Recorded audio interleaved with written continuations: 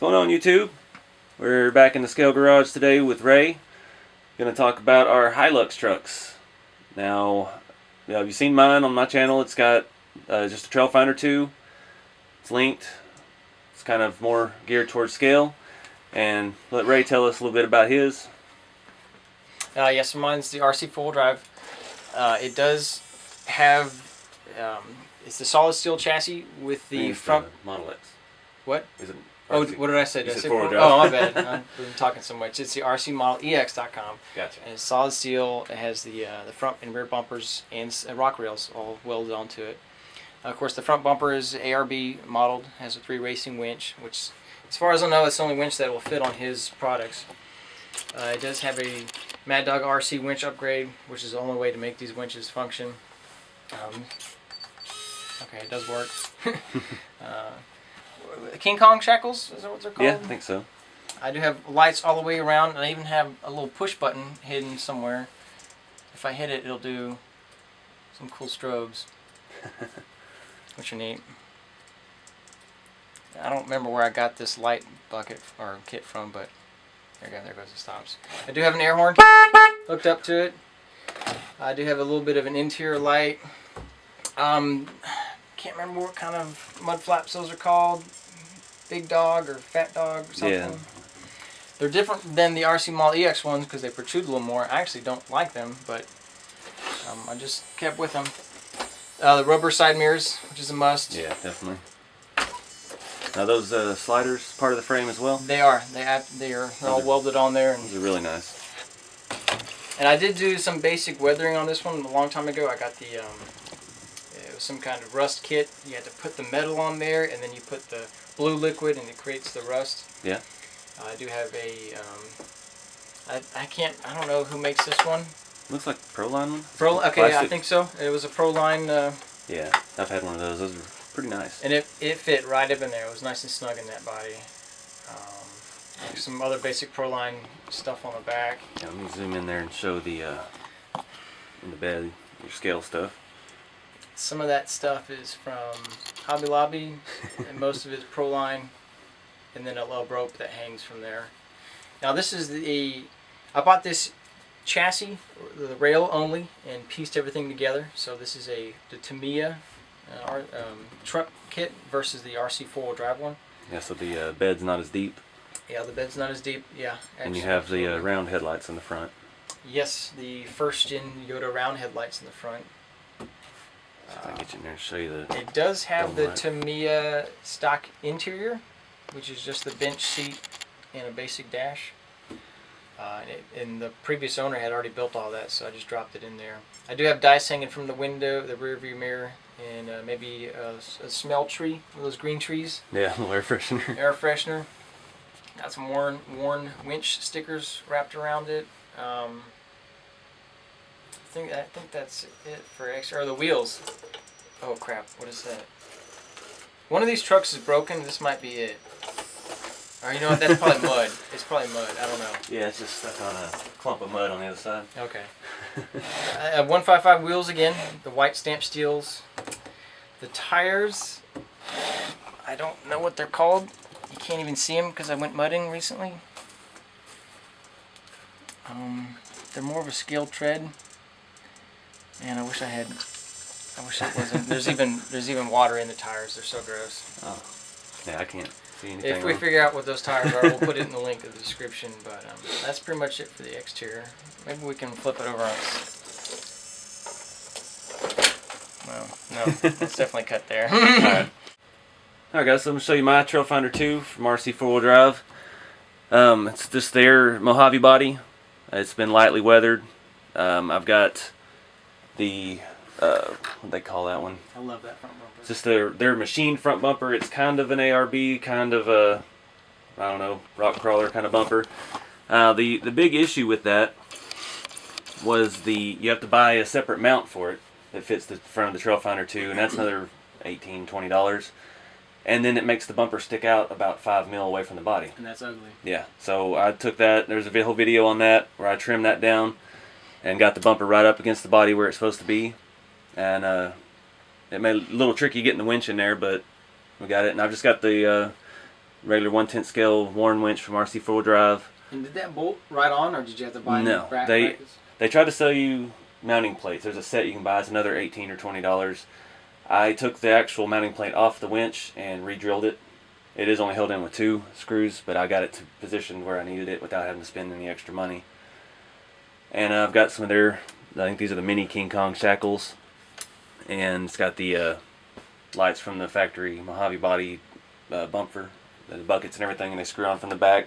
I don't have any LEDs in mine. I'm just too lazy to do all that. Wheels and tires. I've got the 155 Mudslingers, and they're stretched on 1.7 GCM narrow, they call them mini mags. I've got the scale hubs. The rears I have some old Junfac scale hubs. They're pretty scratched up and beat up. The thing is with these wheels, I'm almost tucking underneath the stock body without any fender flare. They are a narrow wheel. The offset is in. I guess that's positive offset. I don't know. And it has the narrow hexes for the wheels, so it's a full 6, 7, 8 millimeter narrower track width than the standard 155s that come on the truck. I've got the single steel sliders from RC4wd. A little pricey, just for 3 pieces of and those just bolt metal. on, or? Yeah, they bolt on to the same location the plastic ones did. Okay. They're pretty nice. I didn't want anything real flashy. I like how yours is just single tube. Yeah. Do something like that. Less is more. Yeah, and they're nice and scratched up on the bottom. I've only driven it with them once, so they're doing their job. Moving around the back, I've got, stick to the rear bumper, I've got the RC4wd, I don't know what they call that. It's just a standard pickup bumper with a hitch. That's not the most best piece for a crawler, having this hitch. I can take it out, but it just, you can't pass that up. It's got to be, you got to have that kind of hitch for scale. Mine drags a lot, but it's just worth it. And of course, mine was also mounted. I drilled the bolts for the trailer hitch also. Yeah. The Dinky RC1, and it also bolted right up. And mine has kind of hidden shackle mounts underneath, and of course they drag on everything. But I mean, this is more scaled than toy. So. Yeah, and that there's a screw on the bottom, and that whole receiver hub slides right out, so it won't drag as bad. I got stuck on that a few times when I was out. Yeah, that really does stick out, but you'd only have it on there if you had the trailer. Yeah. Moving on to the bed. I've got the RC4wd roof or roll bar. No light mounts, just pretty simple. I did an install video on that, so if you're interested in that more, check it out. And you can see I made little tie downs that I bolted down underneath it to strap down all my stuff. That's just an old Tamiya tire, some tarps I made, some rope, cooler, just little odds and ends. Got my gun rack in the back window. Oh, that's cool. I like the hunting sticker. What is that? Browning. Browning? Yeah. And had some of those made online. There's a place you can order a page of stickers, anything you want. So they. You can set the size for it? Mm-hmm. Yeah, you can get it all made exactly like you wanted. You have to show me that. Interior. Tell me about that. Interior is just like yours. It's a stock Tamiya bench seat, plain dash. I don't have any gauges or anything on mine. I painted it with a kind of a textured paint, tan, and none of the stickers stuck on the dash. They all fell off by the time I got it all put back together. Mm-hmm. So I did add carpet, and it's got a dice shifter, and he's got the CB radio. I've got the painted driver. I think I have an older video showing how I did him. He's weathered with powders. He looks like a Marlboro Man. Look at his face. Can you buy those off eBay, or who sells that? Where does that come from? You can still find, I think Tamiya still remakes them, but there's some people on eBay that actually do new castings of the driver and the bench seat itself.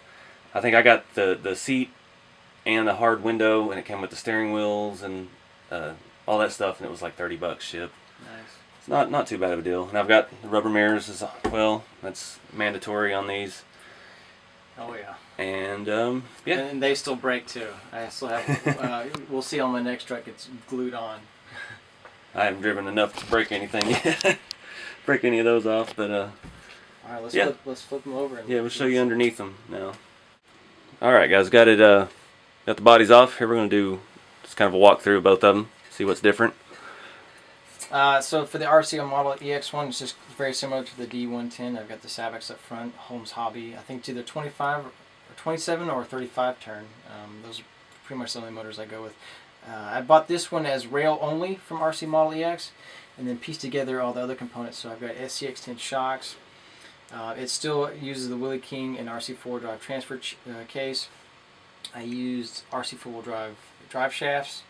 The links were made from RC Model EX. He sells the links only kit. You can see the similar components to the D110, the stock SCX10, ESC, RC4 drive BEC. There's the receiver. I also here's a good shot of the horn.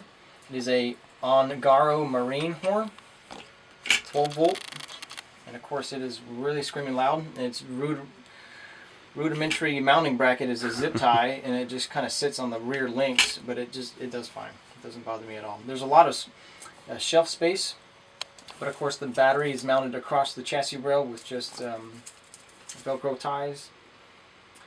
Other than that, it's very similar to the D110. All the major components, the axles are RC4 drive first gen Yodas. There's two little shelves here which house the electronics, and that's it for me. Tell me about yours. Alright, well mine's just a basic Trailfinder 2. I've got the single speed R3 transmission. I think this is I never know what turn. That's a 35 turn, so that's pretty high turn for me. And R3 transmission, stock transfer case. It's the Yoda 1 axles, same axial SCX10 shocks. One major difference I did on mine, these are the Gelan 2 shock hoops. Now the front of the Trailfinder 2 comes with 80 or 70 millimeter shocks, I believe. I think they're 70s. And it just gives you no flex whatsoever. So going to the 3-link in the front, I needed a longer shock, and this allowed me to get one without compromising a whole lot. They'd bolt right on in place of it. Right on? That's good. No holes need to be drilled. That's one thing, especially doing the conversion on the K5 for the Trailfinder 2. There are already holes there for stuff that we don't have yet. They've already designed a lot for that chassis. I mean, that Trailfinder 2's been out for how long, and it's already got, I mean, it has the holes in it for the V8.